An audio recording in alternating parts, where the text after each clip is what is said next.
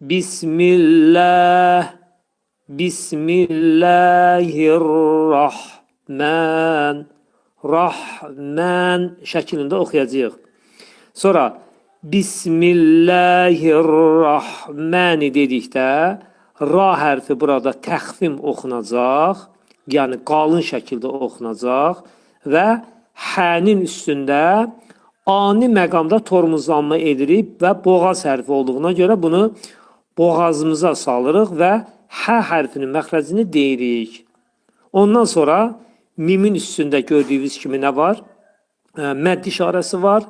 Rəhman yox, Rəhməni şəklində deyəcəyik və ondan sonra isə Ar-Rahimi deyəcəyik.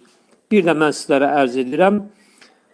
Bismillahirrahmanirrahim.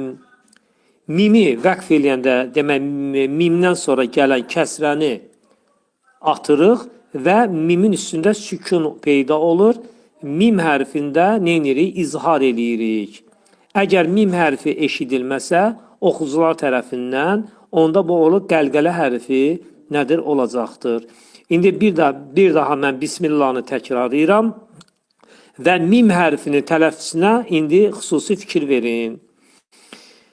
Bismillahirrahmanirrahim.